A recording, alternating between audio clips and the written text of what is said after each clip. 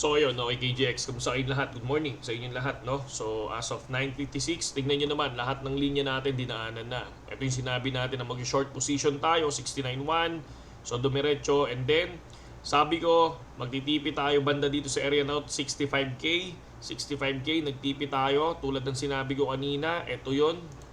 Ito yung ating TP. Pakita ko lang sa inyo mga idol. Ayan, TP hit at ayan, 65,200, di ba? Tapos kinlose position ko na yan, mga lodi.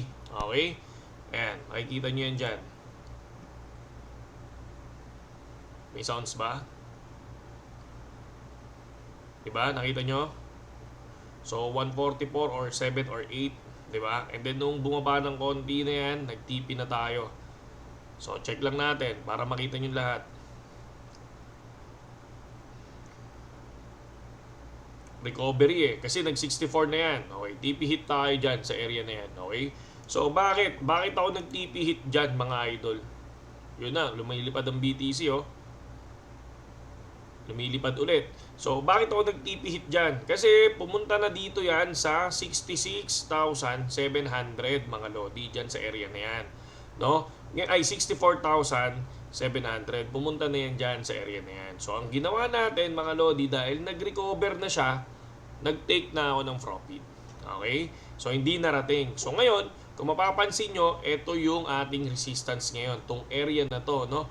64,700, no? Yung 64,700 na yan, aabangan natin yan mga lodi kung babagsak pa si BTC dyan sa area na yan. Kung titingnan nyo, bumabagsak si BTC, mas bumabagsak ang mga altcoins ngayon. Di ba? So, ayan siya. So, ito yung next target natin dyan. Yung 64,700. Ako, chill lang. Sabi ko nga, di ba? Nagtipi tayo ng 65.3. So, ngayon, 66.1. Di ba? So, chill lang. Ako, ganun. Hindi ako yung basta-basta na idediretso ko yan. Hindi. Susunod ako sa sarili kong TA, mga idol, no? Susunod tayo dyan. Hindi ako basta-basta nakikinig kung kani-kanino. Gayon, syempre, pag tinatamad ako, edi titignan natin kung ano yung mga nakikita natin sa Telegram. Sa Telegram naman kasi, good naman to si Putin Ito si Putin, pakita ko sa inyo. Ito siya, no? So, ito yung trigger niya kanina, 69. Puro profit ang mga tropa. Ito, nakapin dito yung kanyang leverage, no? Nakapin din dito kung nasaan ka mag-stop loss and take profit. Ito yung TA kanina ni Putin at pasok naman yung mga tropa. So, ayan.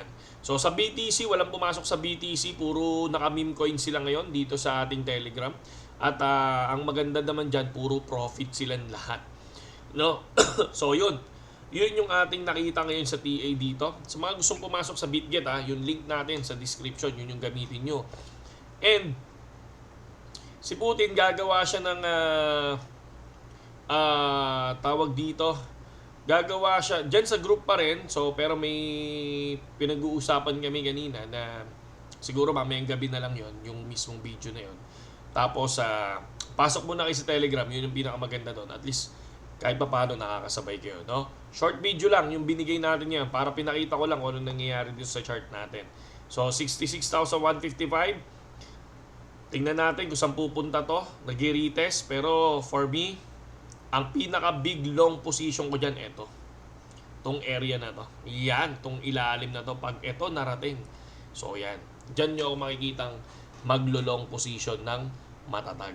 Okay? Parang yung 39.8 natin before. Okay? Saludo sa lahat KGX. Magandang gabi sa inyo lahat. Umaga pala, umaga.